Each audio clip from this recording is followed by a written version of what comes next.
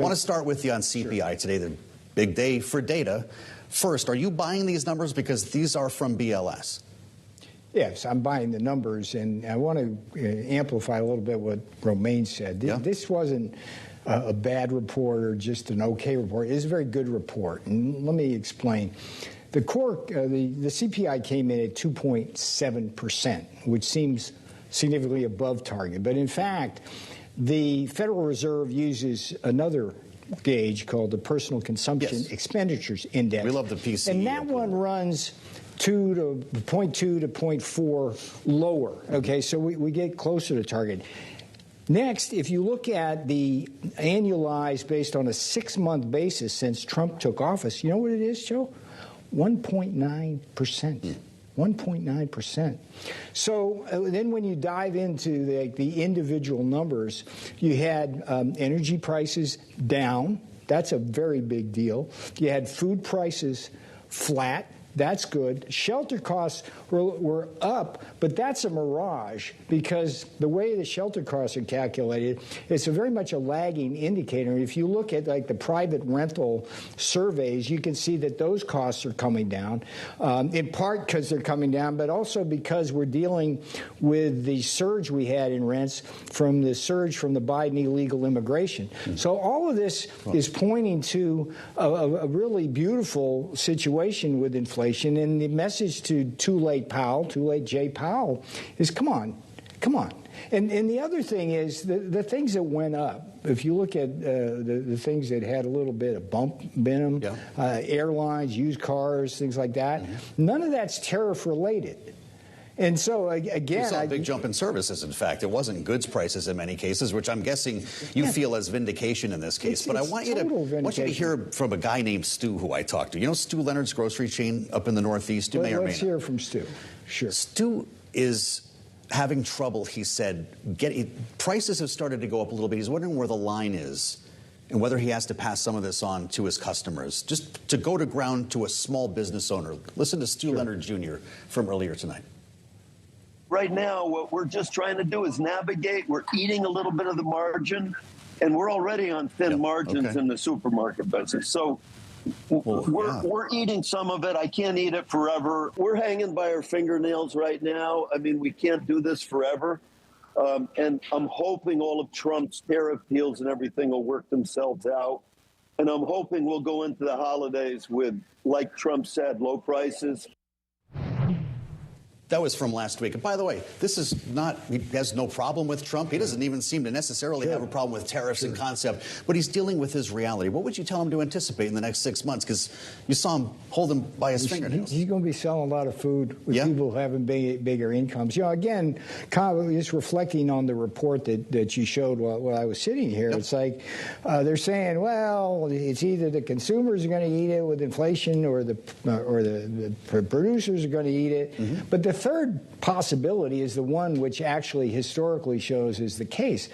The reason why we're not seeing inflation because of the tariffs is because it's the foreign countries that are eating the tariffs. Why do they do that? Foreign countries, the big ones we run the big trade deficits with, we are their biggest market.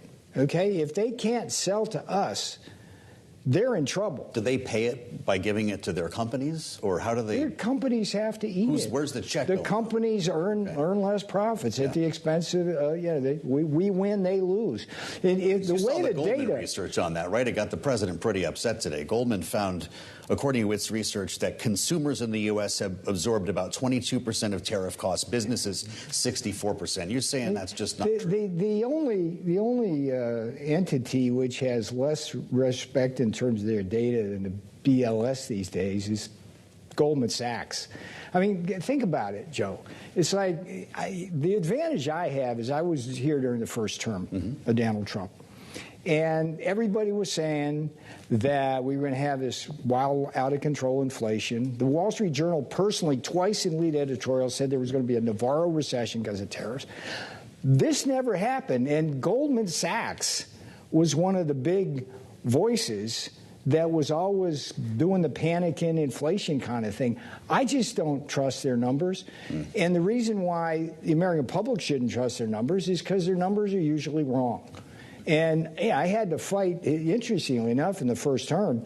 The first guy who was the National Economic Council director was Gary Cohn. He was the Goldman Sachs guy, right? He's the guy, Hassett does the job now beautifully. But I had to fight Cohn every day when he was there because he kept saying, Mr. President, these tariffs are bad. They're going to cost consumers. They're going to slow everything down. They never did, and Cohn left with his tail between the legs because he was always wrong. But the point, Joe, is trust your eyes. Trust your eyes. We're not seeing anything like that. Well, there's a question about trust that you raised with BLS over the jobs report. That got Wall Street questioning a lot of data coming out of the government. And some folks after the E.J. Antoni appointment today were saying, you know what, okay, we've got a Trump loyalist in there now. Maybe it's time to start looking at private research. Maybe the government shouldn't even be in this data business. I do think having more private data available, I mean, we have a lot of that now that feeds in to Wall Street's perception. Should we have monthly jobs reports? Antoni was saying, maybe until we get it straightened out. So I mean, if I were to go in there and try to deal with that, that's exactly the same thing I would do. It's like, hey, let me figure out. No, I didn't tell the president that.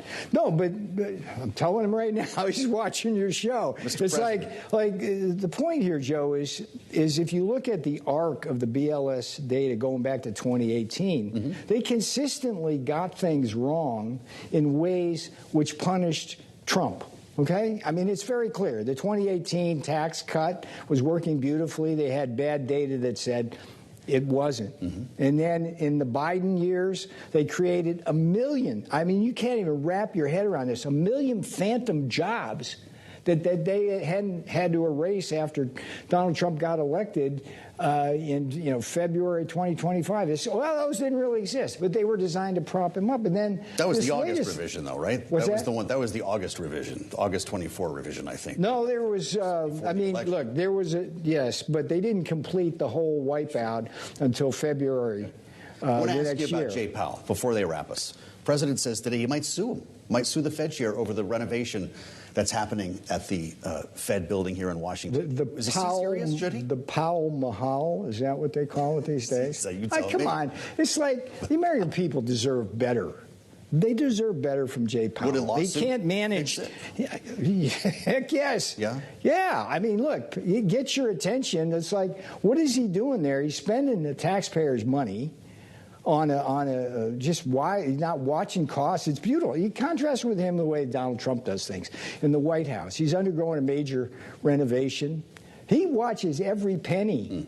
When he was getting Air Force One, a new Air Force One, which we desperately need, he negotiated personally with Boeing and brought the price down by, I don't know, a lot of money.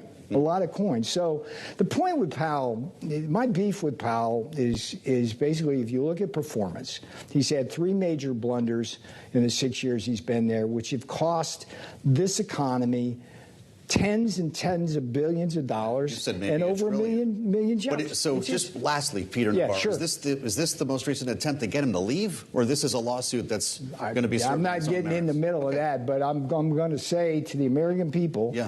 And everybody on Wall Street, this guy, I mean, in fact, what he's doing with like the BLS, he's just giving us bad information and then making decisions based on that bad information. I mean, he can't tariff uncertainty. That's what he says.